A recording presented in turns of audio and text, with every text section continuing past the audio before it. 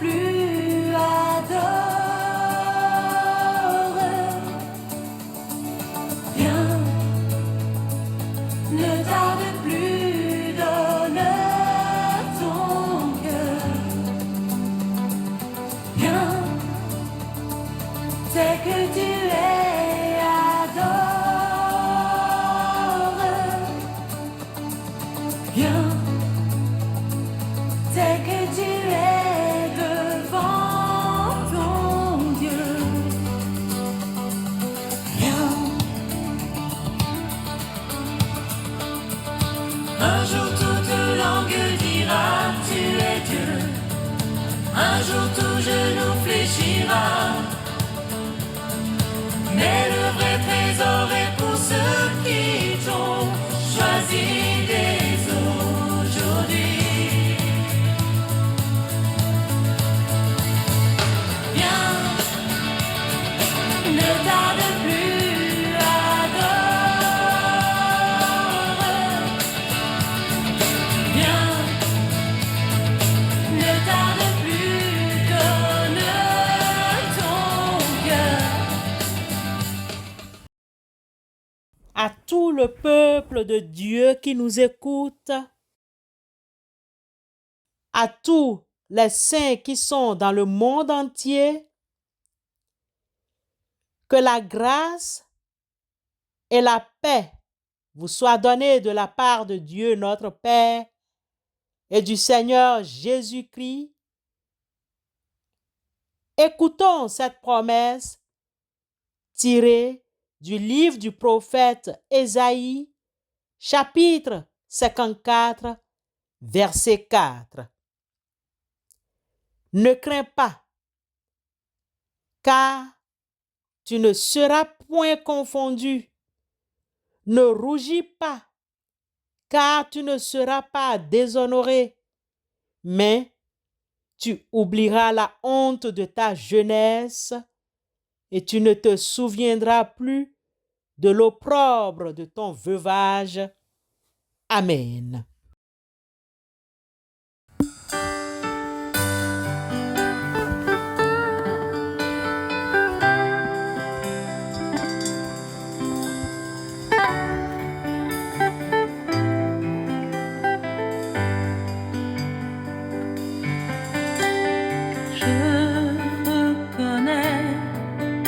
Que tu peux tout et que rien ne t'est impossible. Je reconnais que tu peux tout et que rien ne t'est impossible. Seigneur, fais-moi voir ta gloire. Seigneur, fais-moi voir ta gloire. Seigneur, fais-moi voir ta gloire. Seigneur, fais-moi voir ta gloire, ta gloire.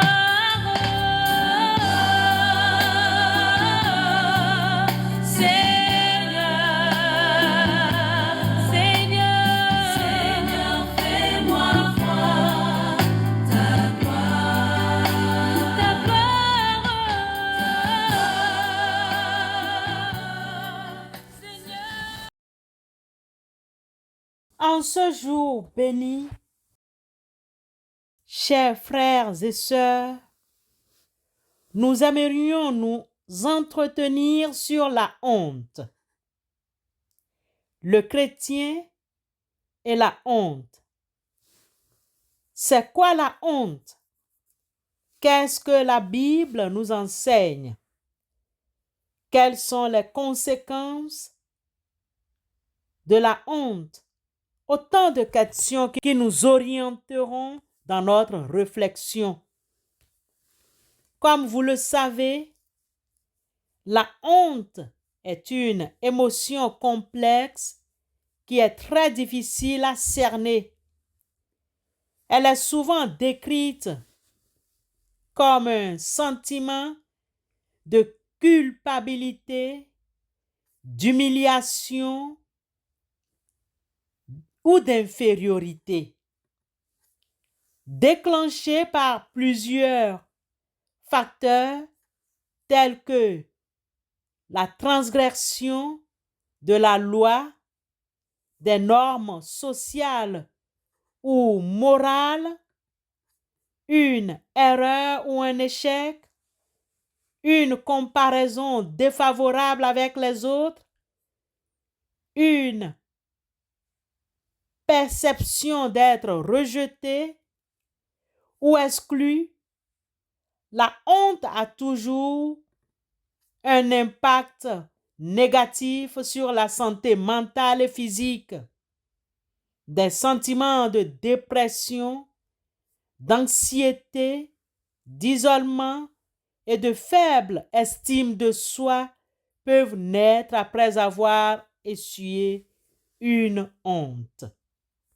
Oh, la honte, comme il s'agit d'elle, peut le plus souvent conduire à des comportements autodestructeurs tels que la consommation de drogue ou d'alcool, la violence ou les comportements sexuels à risque car nous étions confus quand nous entendions l'insulte. La honte couvrait nos visages quand des étrangers sont venus dans le sanctuaire de la maison de l'Éternel. Jérémie 51, 51. À la suite de ce verset qu'enseigne la Bible a beaucoup de choses à nous enseigner au sujet de la honte. La Bible nous présente beaucoup de personnes qui ont vécu les sentiments de honte. Dans l'impossibilité de les citer tous, prenons la honte et les regrets d'Adam et d'Ève après leur péché. Quelle honte pour eux et pour nous d'avoir détruit la création parfaite de Dieu. Le monde parfait, avec un corps et un esprit parfait, que jouissaient Adam et Ève dans une communion parfaite avec Dieu, ont été détruits. Quelle honte! Toute cette perte est due au péché.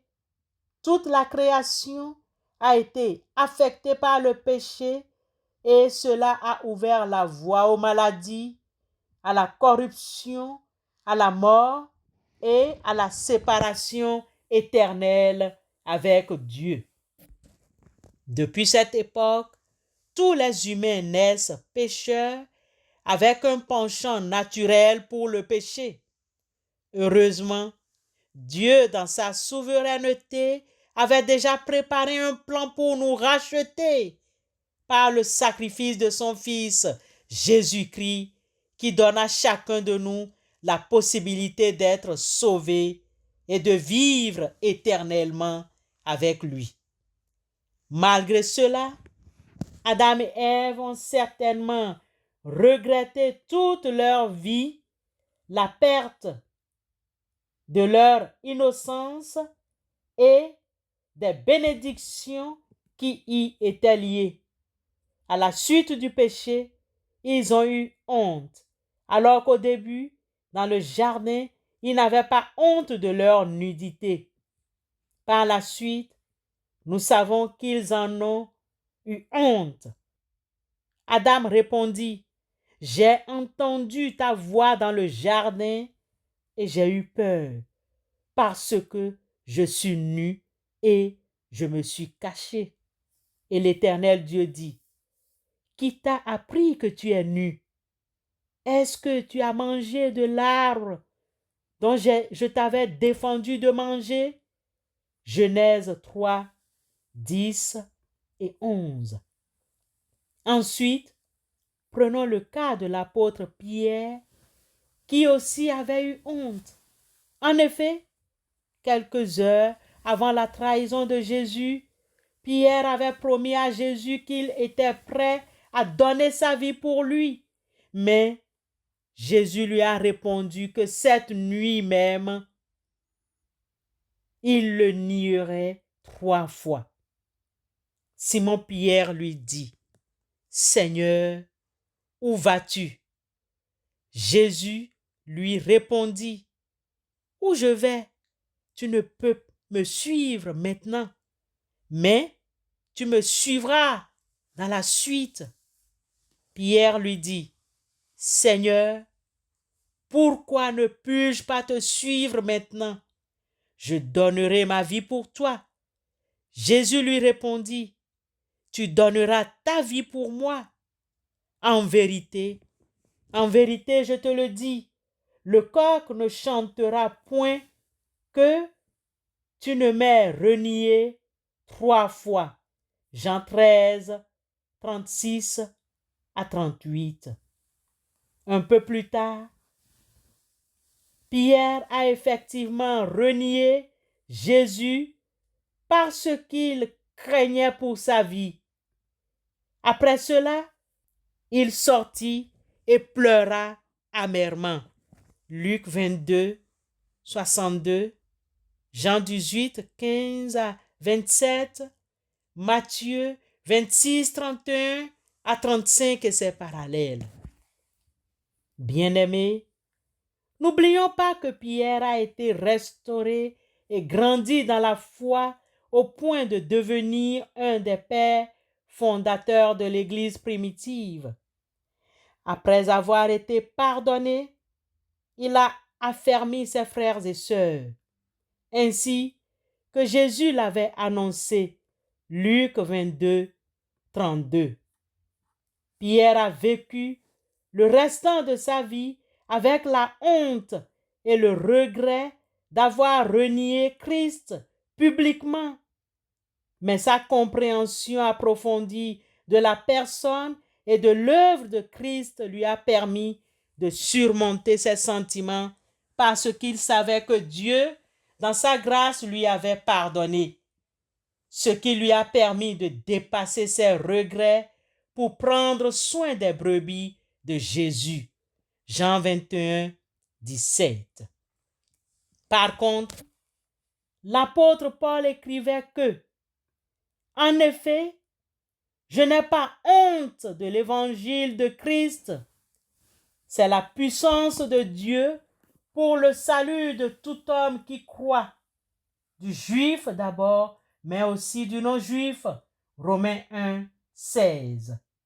Pour finir, retenons ce conseil de Jean l'apôtre dans sa première épître, chapitre 2, verset 28. Et maintenant, petits enfants, demeurez en lui. Ainsi, nous aurons de l'assurance lorsqu'il apparaîtra. Nous n'aurons pas la honte d'être loin de lui lors de son retour. Amen.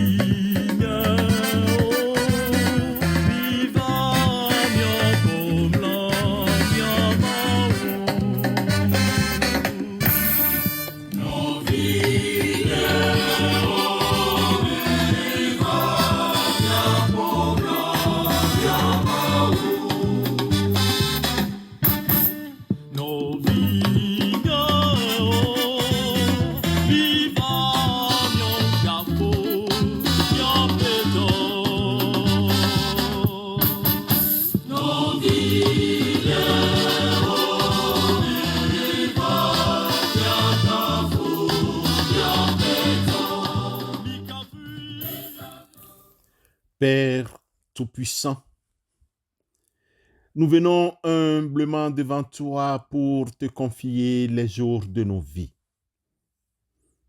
Nous mettons cette journée sous tes pieds. Nous déposons tous les domaines de notre vie à tes pieds au nom de Christ. Père céleste, nous te prions pour que tu guides nos pas, que tu éclaires nos chemins et que tu nous tiennes la main, car tu sais que humains que nous sommes, nous faisons des projets, mais celui qui a le dernier mot, c'est toi. C'est toi, Éternel des armées.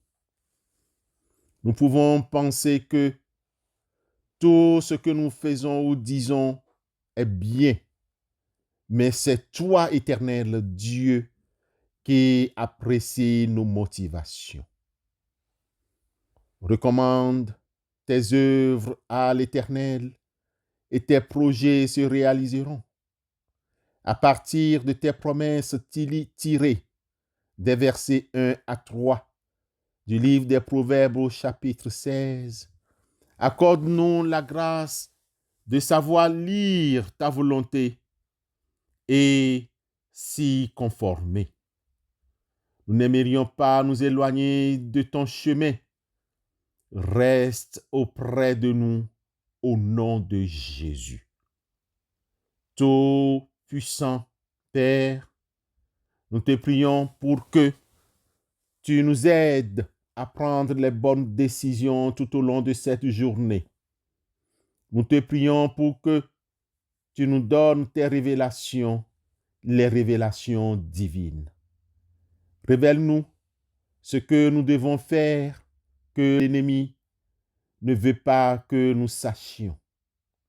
Tourne ta face vers les prisonniers, les enfants dans les rues, les veuves et les veufs. Que la vérité nous soit toujours révélée au nom de Jésus-Christ. Père, nous déclarons et confessons que tu es notre abri, notre forteresse, notre refuge et notre bouclier. Nous te prions que tu sois le rempart de protection céleste pour nos familles, nos sœurs, frères, nos enfants et nous-mêmes. Protège nos maisons, nos appartements et nos biens. Arrière de nous toute mort subite et tout accident. Peu importe ce qui se passe, au nom de Christ Jésus, nos maisons, nos foyers et nos biens ne s'écrouleront pas, car nos fondations ont été établies par l'Éternel. Au nom de Jésus-Christ, notre Dieu saint, nous te prions. Amen. Jésus, c'est le plus beau nom, merveilleux sauveur, Seigneur de gloire, Emmanuel, Dieu est avec nous, source de joie, parole de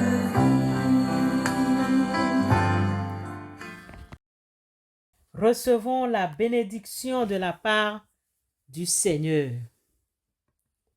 Que Dieu vous donne la sagesse pour discerner son plan pour votre vie, qu'il vous donne la force de surmonter les obstacles, qu'il vous donne la grâce pour aimer vos ennemis. Amen.